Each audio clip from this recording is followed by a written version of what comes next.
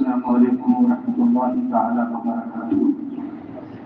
الحمد لله الذي فضل سيدنا ومولانا محمدا على العالمين جميعا وقامه يوم القيامة للمذنبين المتلبسين الخطائين العالمين شفيعا. وصلى الله تعالى عليه وعلى كل من هو محبوب ومرضي لديه صلاة وتبقى تدور بدوام من حي القيوم. ونشهد ان لا اله الا الله وحده لا شريك له ونشهد ان محمدا عبده ورسوله. اما بعد فاعوذ بالله من الشيطان الرجيم. بسم الله الرحمن الرحيم. رضي الله عنهم ورضوا عن ذلك لمن خشي ربه. صدق الله العظيم وصدق رسوله النبي الامير المتين الرؤوف الرحيم.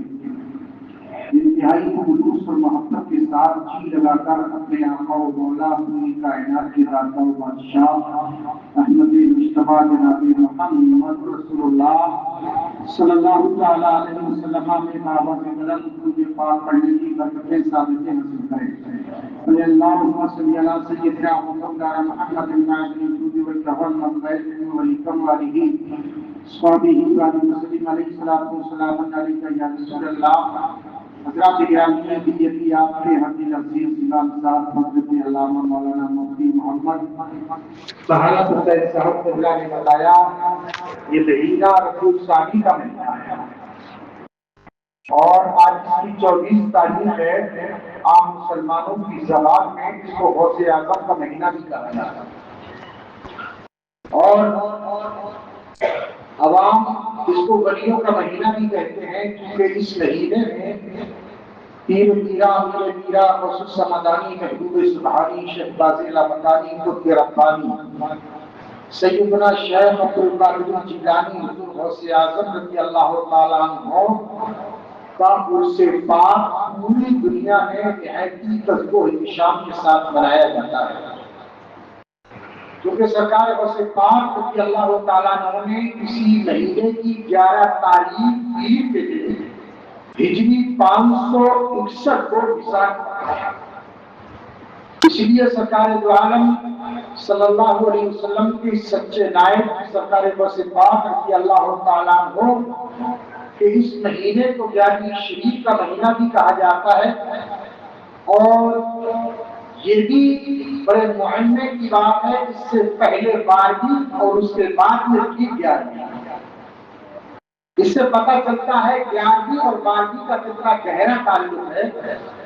سرکار غوث پاک رضی اللہ تعالیٰ عنہ کی ذات برکات عالم اسلام میں آج محتاج تعارف نہیں پوری دنیا جانتی ہے کہ سرکار غوث پاک رضی اللہ تعالیٰ عنہ کو اللہ نے صبح قیامت تک کے ولیوں کا سردار بنایا. جس طریقے سے اللہ کے رسول سید عالم صلی اللہ تعالی علیہ وسلم تمام انبیاء اور مرسلین کے سردار ہیں اسی طریقے سے غوث اعظم سارے ولیوں کے سردار ہیں اور غوث اعظم رضی اللہ تعالیٰ عنہ ہی وہ عظیم الشان مرتبہ شخصیت ہے کہ آپ لطیف الطرفین ہیں یعنی آپ کے دونوں کنارے مبارک اور پاک ہیں یعنی والدہ کی طرف سے بھی آپ سید ہیں اور والد کی طرف سے بھی سید ہیں. فرق اتنا ہے آپ کی والدہ ماجدہ حضرت فاطمہ ام الخیر کی طرف سے غوث پاک رضی اللہ تعالیٰ عنہ حسینی سید ہیں اور آپ کے والد گرامی حضرت محمد موسیٰ ابو صالح جنگی دوست کی جانب سے آپ حسنی سید ہیں. اس لیے اہل اسلام آپ کو لطیف الطرفین کہتے ہیں کہ آپ والدہ کی جانب سے بھی مبارک ہیں اور والد کی جانب سے بھی مبارک ہیں. سرکار غوث پاک رضی اللہ تعالیٰ عنہ جب اپنے والدہ کی شکم میں تھے اپنے والدہ ماجدہ کے پیٹ میں تھے تو طرح طرح کی آپ کی والدہ ماجدہ فرماتی ہیں تو خوشخبریاں آتی تھی. حضرت فاطمہ ام الخیر آپ کی والدہ فرماتی ہیں جب میرا بیٹا عبدالقادر پیٹ میں تھا تو انبیاء کرام یکے بعد دیگرے میرے خواب میں آتے اور مجھے بشارتیں دیتے حتیٰ کہ حضرت ابراہیم علیہ السلام اور حضرت آدم علیہ السلام سے لے کر حضرت عیسیٰ تک تمام پیغمبروں کے بعد تیسرے آپ کو مبارکباد دی. اے فاطمہ الخیر تمہیں مبارک ہو, تمہاری گود میں کوئی عام بچہ نہیں بلکہ ولیوں کا سردار آ رہا ہے. سرکار پاک رضی اللہ تعالیٰ عنہ کی والدہ فرماتی ہیں آخر میں نبی پاک علیہ السلام جلوہ گر ہوئے اور میرے مقدر کا اور نصیبے کا ستارہ چمکا اور خواب میں سرکار تشریف لائے اور سرکار نے ارشاد فرمایا اے میری لخت جگر نورِ نظر فاطمہ الخیر تیری گود میں جو بچہ جنم لینے والا ہے وہ بچہ میرا سچا نائب ہوگا اور میرا مظہر بھی ہوگا. جس طریقے سے میں نبیوں کا سردار ہوں وہ میری امت کے ولیوں کا سردار ہے. اسی لیے سرکار پاک رضی اللہ تعالیٰ عنہ تمام اولین اور آخرین کے سردار ہیں. حتیٰ کہ سرکار پاک رضی اللہ تعالیٰ عنہ کی ولادت پاک سے پہلے جو اولیاء کرام پہلے ہوئے انہوں نے بھی اور جو بعد میں ہوئے انہوں نے بھی سب نے آپ کا یہ فرمان سنا.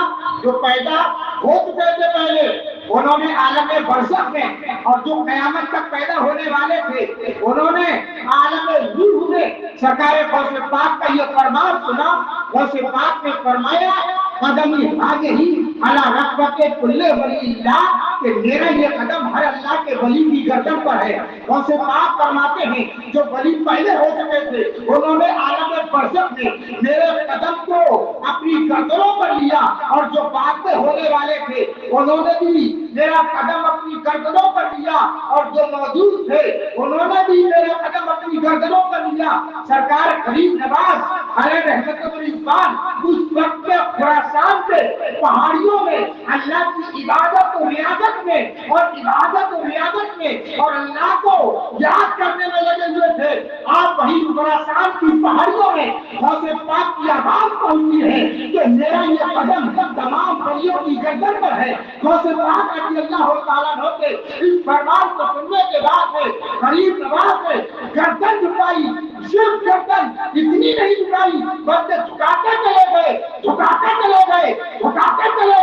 تاریخ میں آیا ہے کہ آپ کی پیشانی غوث پاک کے قدموں سے لگ گئی اور غوث پاک رضی اللہ تعالیٰ عنہ نے فرمایا اے معین الدین تم نے سر جھکانے میں اتنا مبالغہ کر دیا ہے کہ سب نے تو گردنیں جھکائی تھی, تم نے گردن میرے قدم تک جھکا دی ہے تو اس کا تمہیں صلاحیت کیا جائے گا کہ میں ولیوں کے سردار رہوں گا لیکن تم بھارت کے سردار رہو گے, تم بھارت کے شہنشاہ رہو گے.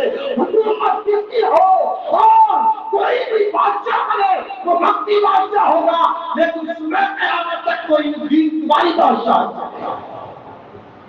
غوث پاک رضی اللہ تعالیٰ عنہ اور یہی وجہ ہے سرکار غوث پاک رضی اللہ تعالیٰ عنہ جس سال قصبہ جیلات میں پیدا ہوئے جو عراق کا ایک قصبہ تھا قصبہ جیلات اس میں جب آپ پیدا ہوئے تو جس سال آپ پیدا ہوئے اس سال پورے جیلان میں جتنی بھی عورتیں حمل سے تھیں جن عورتوں کو بھی بچے ہونے تھے سب کے یہاں غوث اعظم کی برکت سے لڑکا ہی پیدا ہوا. اور وہ رقیب فرماتے ہیں کہ جب شمار لگایا گیا تو اس وقت قصبہ جیلان کے اندر ایک بچہ نہیں, دو بچے نہیں, تین نہیں, چار نہیں, پانچ نہیں, 50 نہیں, 100 نہیں بلکہ مورخین فرماتے ہیں پورے جیلان میں 1100 بچے پیدا ہوئے اور 1100 کے 1100 لڑکے پیدا ہوئے. سب نرینہ اولادیں پیدا ہوئی. کسی کے گھر میں لڑکی پیدا نہ ہوئی. آج کے گھر سے آواز آتی تھی یہ جو عبد القادر جیلانی آیا ہے یہ فاطمہ ام الخیر کی گود میں جو بچہ آیا ہے یہ اس کی برکت ہے کہ جیلان میں ہر گھر میں لڑکا پیدا ہوا ہے اور اسی کی برکت سے یہ 1100 بچے پیدا ہوئے ہیں اور یہ 1100 کے 1100 عام بچے نہیں ہوں گے, یہ سب بچے اپنے وقت کے ذریعے کامل پیدا ہیں. سرکار غوث پاک کی برکتوں سے 1100 کے 1100 ولی اور کوئی قطب کوئی ابدال کوئی اوقات پیدا ہوا. وہیں سے سمجھ میں آتا تھا کہ سرکار غوث پاک رضی اللہ تعالیٰ عنہ کی 11ویں بڑی مشہور انشاءاللہ تعالیٰ اور 11 تاریخ بڑی مشہور رہی. ہر اعتبار سے اگر وقت ہوتا جمعے کی قلت کا ہوتی تو اس 11 تاریخ پر غوث اعظم کی میں آپ کو بتاتا.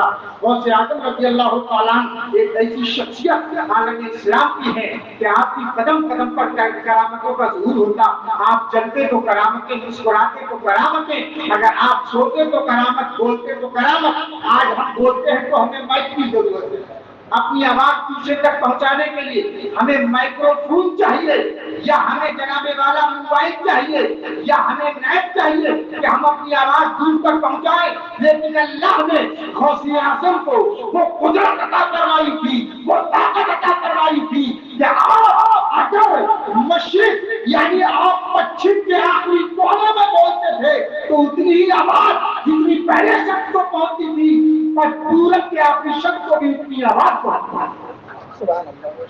سرکار غوث پاک رضی اللہ تعالیٰ عنہ کی ولایت کا چرچا اس کے زمانے میں ہی ہو گیا ہے.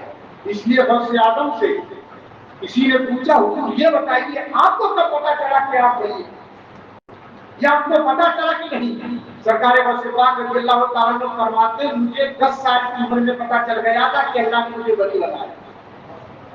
حالانکہ غوث پاک مادرزاد قریب تھے، مگر غوث پاک فرماتے ہیں مجھے 10 برس کی عمر میں، 10 برس کی عمر ہی کیا ہوتی ہے، بچے کو شعور تک نہیں ہوتا استنجا کرنے تک کا، مگر غوث اعظم فرماتے ہیں مجھے اپنے ولی ہونے کا علم ہو گیا تھا. پوچھنے والے نے پوچھا حضور کیسے معلوم ہوا کہ اللہ نے آپ کو ولی بنایا ہے؟ تو سرکار غوث پاک رضی اللہ تعالیٰ عنہ فرماتے ہیں جب میں مدرسے میں قرآن پاک پڑھنے کے لیے 10 برس کی عمر میں گیا تو میں دیکھتا تھا جہاں فرشتے چلتے تھے، وہاں فرشتے چلتے تھے، اور جب میں مدرسے میں داخل ہوتا تو فرشتے آواز دیتے تھے اس ظہور ولی اللہ، اے لڑکوں، اے بچوں، اے مدرسے کے طالب علموں، اب تمہارے بیچ میں اللہ کا ولی آ گیا ہے، اس کے لیے جگہ کشادہ. الیہ یا مبارک کی صدا آتی تھی بچپن میں، یہ ہے دربار الہی میں روپا غوث اعظم کا. غوث پاک رضی اللہ تعالیٰ عنہ ایک مرتبہ رمضان کا مہینہ ہے، مسجد میں موجود ہے. ایک شخص نے آپ کی کرامتوں کا تذکرہ سنا، آپ کی ولایت کا ڈنکا چارسی بجنے لگا تھا.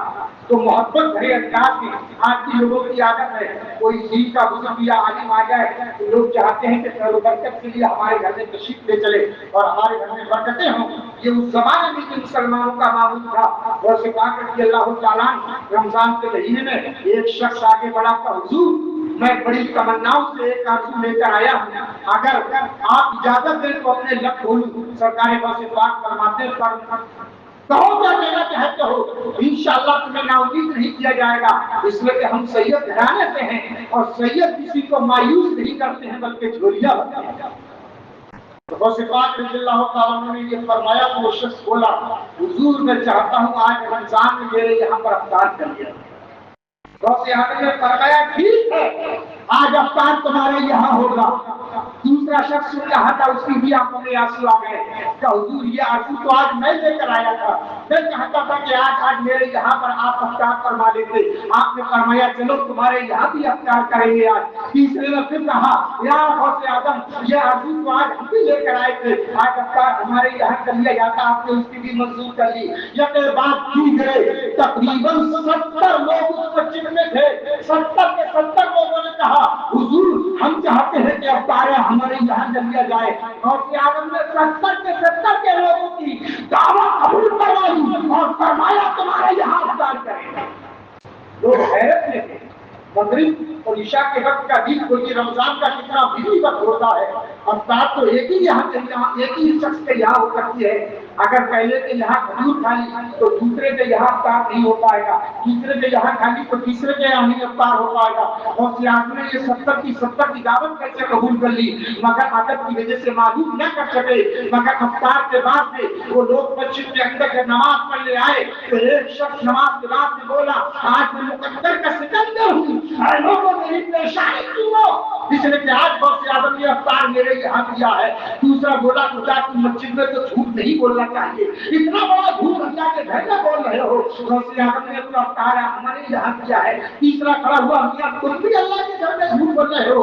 آج تو افطار غوث اعظم نے ہمارے یہاں کیا ہے. یہ بات ٹھیک ہے وہ 70 کے 70 ایک دوسرے کو جھٹلاتے رہے اور کہتے ہیں کہ افطار غوث اعظم نے ہمارے یہاں کیا ہے. اسی اسنا میں ان 70 نے کہا ہم آپس میں لڑنے سے بہتر ہے کہ غوث اعظم سے فیصلہ کرا دیں. جنہوں نے افطار کیا ہے وہ خود ہی بتا دیں کہ افطار انہوں نے کہا کیا ہے. اب وہ 70 کے 70 مسلے کے پاس آتے ہیں. امام سرکاری غوث پاک موجود ہے مسجد میں. کہ حضور ایک شخص بولا حضور آپ بتائیے آپ نے افطار میرے یہاں کیا تھا کہ نہیں کیا تھا. دوسرا پہلے کی بات ختم نہیں ہو پائی تھی. دوسرا بولا حضور دیکھیے یہ اللہ کے گھر میں اور آپ کے سامنے جھوٹ بول رہا ہے. آج افطار تو آپ نے ہمارے یہاں کیا ہے. تیسرا بولا میاں تمہیں بھی شرم آنی چاہیے غوث اعظم کے سامنے جھوٹ بول رہے ہو. آپ کو افطار غوث اعظم نے ہماری طرف کیا ہے. یہ بات ٹھیک ہے وہ 70 کے 70 ایسے ہی کہتے رہے. غوث اعظم نے سب کو دیکھا اور مسکرایا اور فرمایا اے لوگوں جھگڑتے کیوں ہو. سامنے والے درخت کی طرف دیکھو. جب ان 70 لوگوں نے سامنے والے درخت کی طرف دیکھا تو درخت کے ایک پتے پر غوث اعظم نظر آتے تھے. غوث اعظم نظر آتے تھے. غوث اعظم فرماتے ہیں اے میرے عزت مندو اے میرے مریدو پریشان کیوں ہوتے ہو. جب عبد القادر ایک درخت کے ہزاروں لاکھوں پتوں پر ایک پتھر موجود ہو سکتا ہے تو کیا عبد القادر ایک بار میں 70 مریدوں کے افطار نہیں کر سکتا. ایک وقت میں 70 مریدوں کے ریا کا سمجھ میں یہی نہیں آتا محلہ غوث اعظم کا. حضرات وقت ختم ہو گیا ہے. ضروری بات دارالعلوم مظہر اسلام آج سے 97 سال پہلے سرکار مفتی اعظم ہند اعلیٰ حضرت کے شہزادے نے اس کو قید کیا. الحمدللہ اس کے مدارس سے اس کے فارغین پوری دنیا میں یورپ میں ایشیا میں امریکہ میں اور دنیا کے چپے چپے میں اس مدرسے کے بڑے بڑے چوٹی کے علماء مفتیان نظام پائے جاتے ہیں. الحمدللہ مفتی طاہر حسین صاحب کی فضیلت اور عالمیت کی آپ نے وہیں سے سند حاصل کی. الحمدللہ آپ کے امام صاحب نے آج اس ادارے کے حالات ہماری اعتماد سے نہایت خستہ ہیں. یہ باتیں مائک میں بتانے کی نہیں کہ اس وقت شہر کے حالات کیسے ہیں. آج مدارس ٹارگیٹ پر ہیں مساجد ٹارگیٹ پر ہے. ہماری ذمہ داری ہے کہ آج ہم اپنے مدارس اور مساجد کو دوسروں کے رحم و کرم پر نہیں بلکہ رسول پاک کی محبت میں خود بڑھ چڑھ کر اس کو اپنی آزادی کے لیے اس کو موجود رکھیں. اس لیے آپ حضرات سے گزارش ہے تقریباً سال تک کی تنخواہ ادا نہیں ہو پائی کئی کئی مہینے کی. اس لیے مجبوراً ہمیں آپ کی بارگاہ میں اور شہر کی مختلف مساجد کے اندر حاضر ہونا پڑا. آپ حضرات نماز جمعہ کے بعد میں زیادہ سے زیادہ تعاون فرمائیں اور اللہ تعالیٰ کی بارگاہ میں دعا ہے غوث اعظم کی صدقے اور شفاعت اور وسیلے سے آپ نے اس کام کو قبول فرمائے.